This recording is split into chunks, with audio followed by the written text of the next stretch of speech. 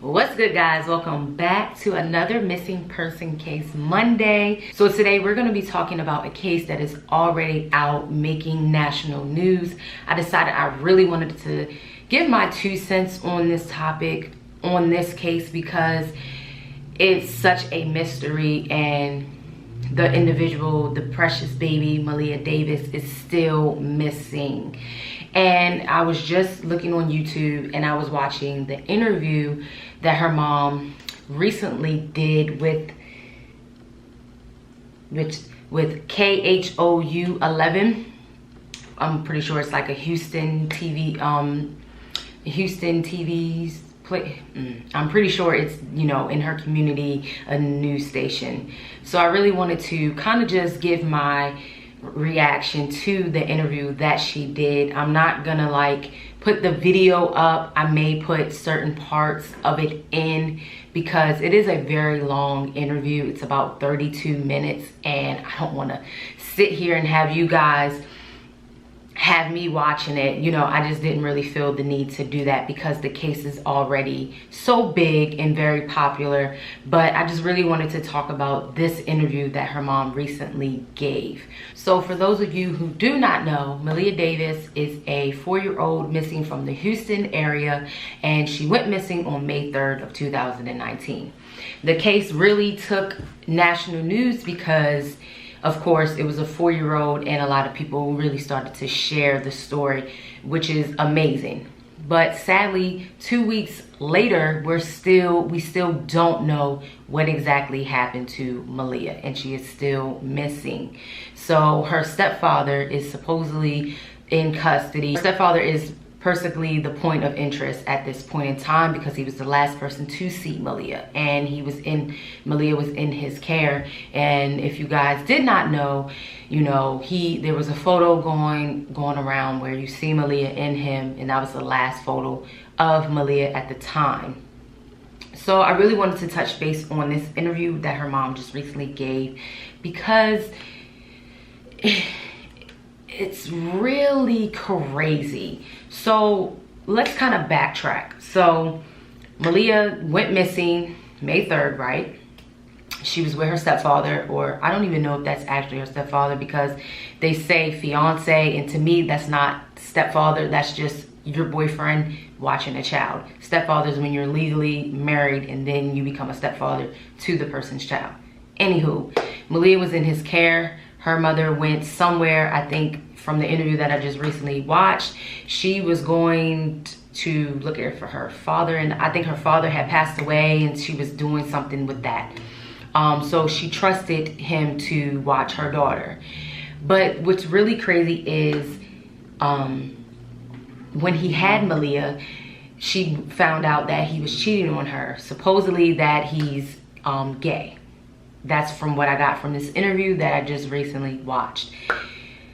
The problem that I have with, as the interview first begins, it's like she's describing her daughter, but there is no real emotion. And I'm not one to say that you need to be hysterical when discussing your child, but something's really off. Something's really off. And of course, everyone is going at her neck because she's Maleah's mother, and then all these other allegations came out about the stepfather, that he was sexually abusing the poor girl, he was physically abusing the girl, and then there's pictures floating all around that I'll post here that you see Maleah in the hospital, and that really hit a nerve because my niece was physically abused by her dad's girlfriend, and things like that, just, you don't get over them. And when I looked at that photo, it instantly brought back the traumatic experience I went through with my own niece. And for me as an aunt, there's no way in hell, if a person did that to my child, I'm not going to be around them. I don't want to be with them, because what makes you think that if they can do that to your precious baby, they won't kill them? Because that's kind of what they were heading down the road to when your face swells up that bad. Before I discuss further of the interview, the interview person asks her, how does her mother think of all of this? And she says that her mother have not spoken. Her mother doesn't want to be in the media, which is rightfully her right, because you have to think about it. When you have something that makes national news, they're coming at your family because they want to know, what was Maleah like, you know, what didn't she like, and just they want to get a better sense of the missing person, because it's truly sad when you have someone who's only 4 years old and who has been through a lot of things that Maleah has already been through in her 4 years. So, and another key point too, the person that she has as her speaker, it's kind of like he doesn't let her even answer any of the questions in the interview, and you're sitting there really annoyed, because I get you want to be politically correct, but fuck that, excuse my French. When it comes to your flesh and blood, you do everything to stand up for that child, because they cannot speak for themselves. They are not here in this moment to talk for them. I'm sorry. God forbid, if anything happened to my babies, you are going to hear my mouth. You're going to know everything about them, because you need to know what type of individual my child was. And that got me irritated, because when she was describing her own child, it was like she didn't even like her own child. And that's just something that I gathered. So I'm going to skim a little bit, because he just recently asked her about her mom, and she kind of went silent on that. So let's see what she has to say. When he started hiding from me. Hiding, like just wouldn't come home? Just, no, when my suspicion grew Monday after he had been released. Mm-hmm. And he did not want to talk. His family wouldn't let me talk to him for whatever reason. So then you were suspicious? Yeah.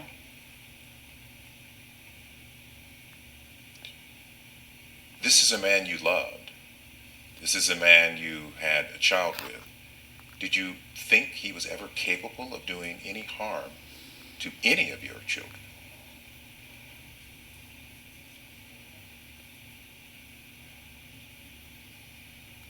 No. Never because thought that? That's not what I seen. To think what this man has done in this case is to see this man as a monster. And she didn't see anything living with him that suggested he was capable of something of this magnitude. Mm-hmm. Hold on right there.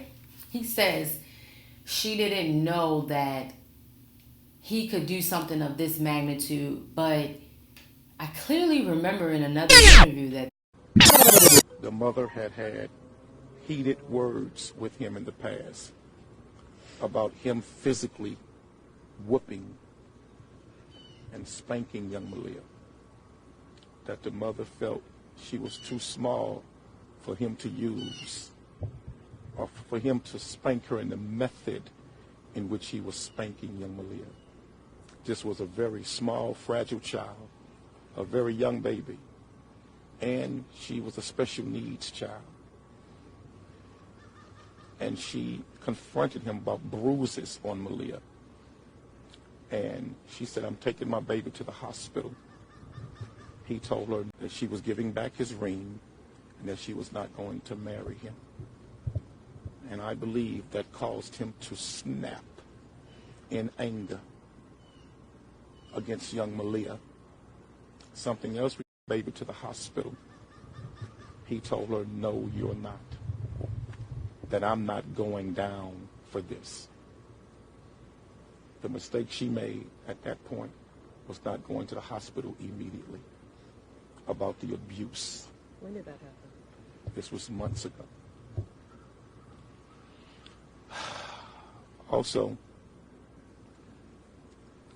there were times where he would say she was at daycare, but he would bring her back, not drop off at daycare, but bring the child back here to the home with him. There's reason to believe, based on what I know now, that there's issues of him possibly molesting young Maleah, the stepdad, because he would sneak that child home and bring her back here and not tell the mother. My baby to the hospital. He told her, no, you're not. That I'm not going down for this. The mistake she made at that point was not going to the hospital. She also confronted him about bathing Maleah. He would bathe Maleah, which was inappropriate. That's not his daughter. That's not his child. There was no need for him to be bathing her. There's a lot that the mother needs to share with law enforcement that she has not shared with law enforcement. Why did she keep these facts a secret when it was so critical to the investigation? The mother did not want to believe by any stretch of the imagination. They both gave, well, she was with him. She didn't say anything, of course, that he gave, and he said all the things that the stepfather was doing to the child. So I'm confused, because if you're saying that this person basically was molesting and physically touching your child, how didn't you see that he could be capable of killing your baby? Who, child? Let's keep going. Let's see. In his worst state, that he would do something like this. The things that my organizational brothers who were out. You can tell the interview guy is so confused because he has his hands up like, I'm confused. Yeah.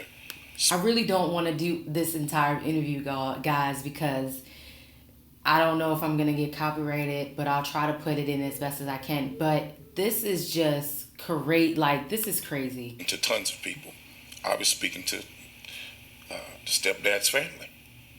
And the things that we had. He's not a stepdad. He's not a stepdad. When I Your brought these fiance, things to you're her, not a stepdad. You know, it's like shocked. Well, how do you know that? She was like, yeah, that's true. Well, how did you find out that? And I explained to her we had been diligently working on the case. So, what did Darian Vince's family tell you about him? What secrets? I have to be careful because I know that this is going to be in a trial at some point. But what I got from them was their sole concern was the protection of him, not the whereabouts of Maleah. Their sole concerns was not to get him to help us find Maleah, but it was protecting him.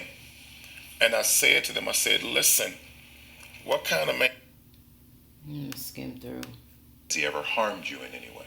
No. Verbally abusive? No. Physically abusive? No.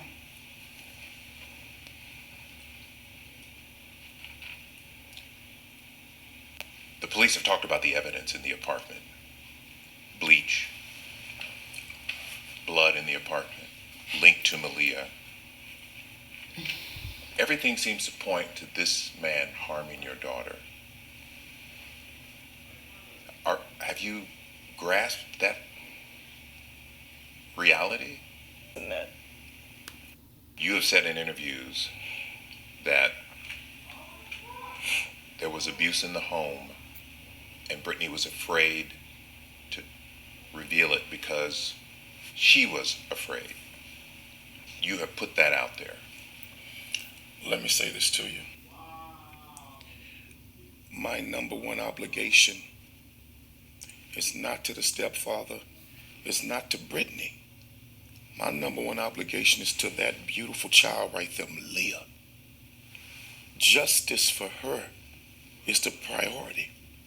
Where she is the priority. Everybody else are adults. They have to stand on their own 2 feet and answer for whatever they've done. But that child is the priority.